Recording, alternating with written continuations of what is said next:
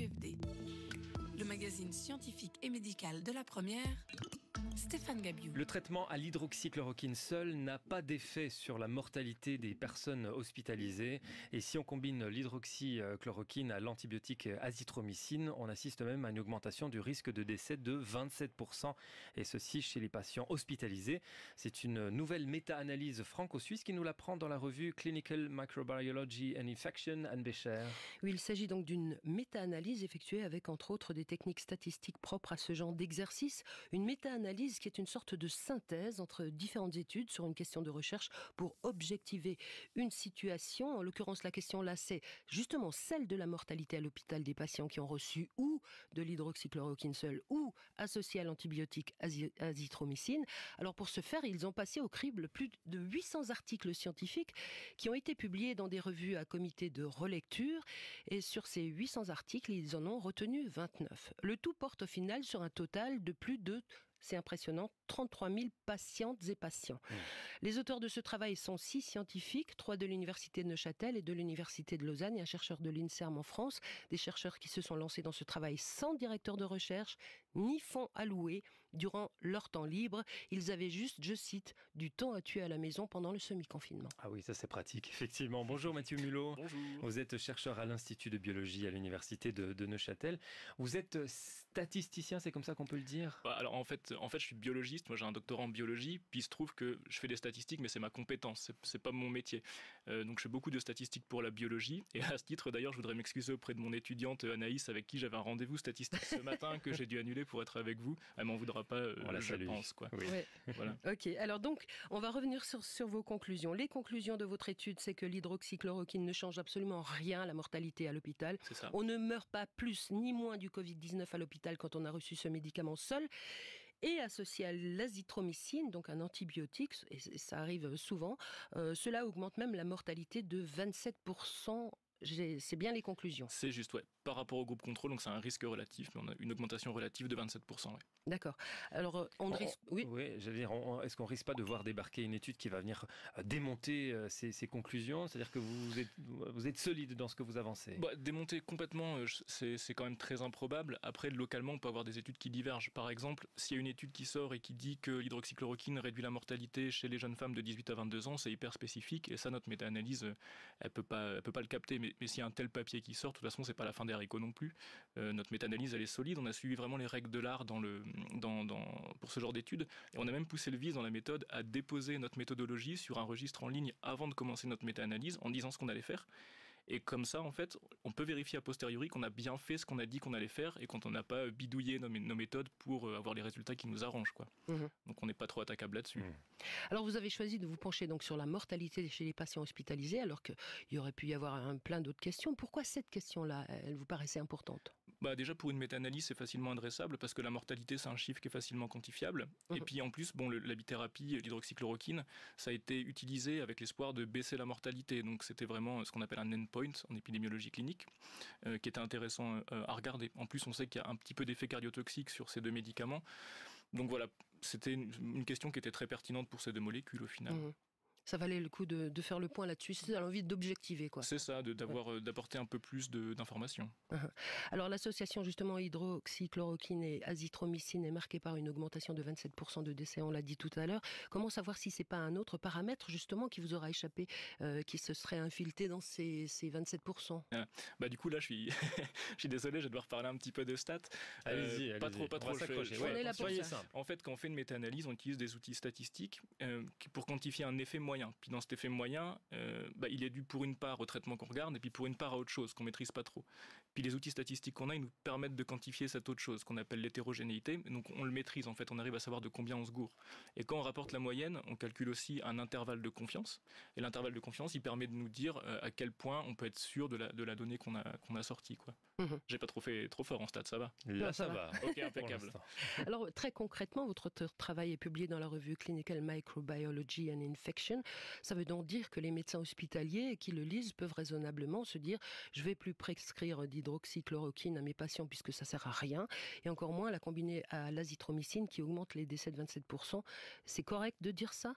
Ouais, alors en fait, il faut quand même se rendre compte que dans le corps médical, la question elle est quand même tranchée depuis longtemps, puis ça fait un moment qu'ils prescrivent plus ces deux molécules, que ça soit au niveau des hôpitaux ou même des agences gouvernementales, c'est plus recommandé. Mais disons, là, ce qui est nouveau, c'est cette surmortalité qu'on a pu mettre en exergue, qui apporte un peu plus d'eau au moulin, mais ça ne va pas changer radicalement les façons de prescrire, non. Ça... Ouais, donc c'est déjà abandonné. Oui, ça fait un moment. Ouais. Dans la plupart des pays, ou enfin vous avez pu... Sauf... En tout cas, aux États-Unis, la FDA, elle a arrêté. En France aussi, je connais pas tous les pays, donc je peux pas savoir. Mais globalement, en tout cas en Europe occidentale, c'est plus trop utilisé. Ouais. Vous avez objectivé quelque chose qui était déjà c'est ça. Dans mais là, on l'a quantifié, quoi. Ouais. Alors, pour faire une méta-analyse, il y a toute une procédure qui commence avec la sélection des études, puis on passe à l'extraction des données, puis l'évaluation de la qualité des études, la combinaison des données, discussion, conclusion sur les 800 articles scientifiques publiés dans les revues à comité de lecture, donc relus par des pairs. Vous en avez retenu seulement 29 au final. Quels étaient vos critères de sélection pour filtrer aussi massivement ?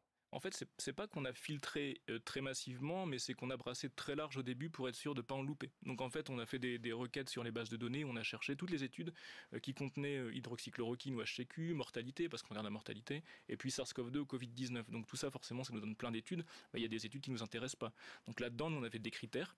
On cherchait les études qui parlaient de la mortalité, qui avaient un groupe contrôle, qui rapportait un risque de mortalité quantifiable, qui avait un groupe contrôle, et puis qui n'étaient pas des avis d'experts, des méta-analyses, ce genre de choses, qui n'étaient pas des données à double, etc. Et donc sur le tout, il reste 29. Alors c'est pas beaucoup par rapport à 800, mais pour une méta-analyse, c'est déjà un bon chiffre quand même. Alors Mathieu Mulot, on le disait, vous êtes 6 co-auteurs, vous avez travaillé pendant le semi-confinement, vous avez pu additionner le nombre d'heures de travail au total que ça a fait ? Alors, c'est une question qu'on ne s'est jamais posée, en fait, c'est rigolo, mais... Je pense que juste avec l'extraction de données, c'est quand même un travail sur plusieurs mois, donc juste l'extraction de données, déjà c'est conséquent, on est sur plusieurs centaines d'heures. Et on en parlait avec Thibaut, le premier auteur, hier sur WhatsApp, il regardait l'emballement médiatique, il disait moi j'ai fait juste ça pour m'amuser, je comprenais pas que ça allait... Et puis en fait, nous, on était juste contents de bosser ensemble, en fait, on avait la patate et tout, on n'a pas compté, on était vraiment contents.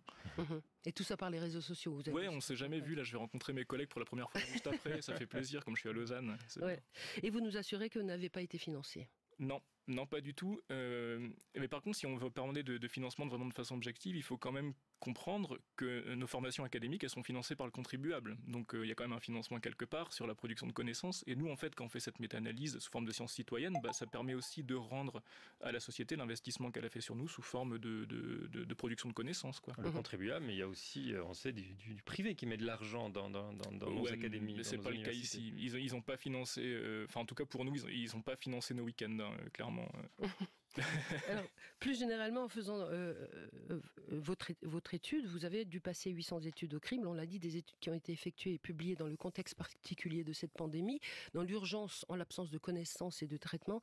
Est-ce que, et ça on le comprend bien, c'est ce qui explique partiellement aussi pourquoi il y a eu tellement d'études qui ont été publiées. Est-ce qu'il y a des aspects ou des biais, j'allais dire, dans ces études qui vous ont étonné par rapport au flux normal des publications ?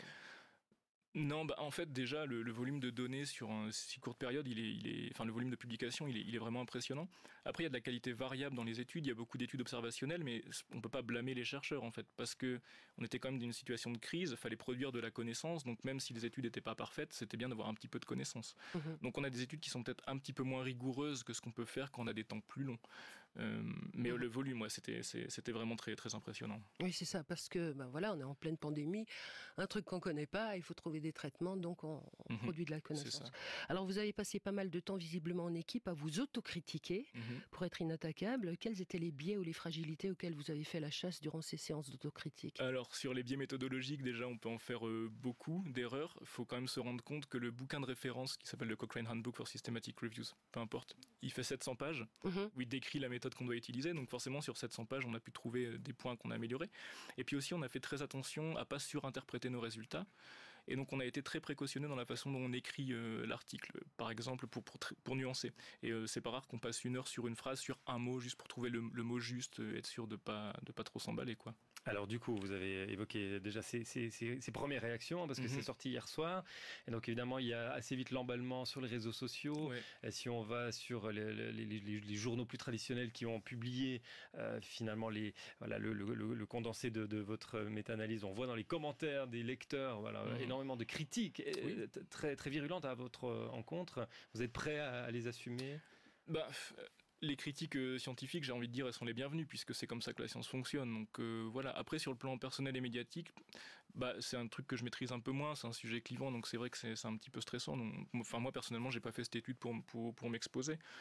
Mais ce que je peux dire, c'est qu'en tout cas, j'ai la conscience tranquille parce qu'on a fait un travail honnête, quoi. On n'a pas essayé de démontrer que c'était plus mortel ou que c'était moins mortel. On a vraiment investigué et ça aurait rapporté une efficacité sur la guérison. On l'aurait dit tout aussi bien, quoi. Et je pense que le conseil qu'on peut donner à toute personne qui veut émettre une critique, c'est d'aller lire votre méta-analyse et ensuite de se prononcer. C'est ça. De ne pas rester sur le simple effet émotionnel, mais vraiment d'essayer d'aller au fond des choses. On ne peut pas critiquer en 30 secondes la méthodologie d'une étude qui nous a pris plusieurs mois à faire, à plusieurs personnes qui sont formés dans le domaine. Et donc on vous recommande notre page rts.ch/CQFD, vous trouverez des détails justement sur cette méta-analyse. Merci beaucoup.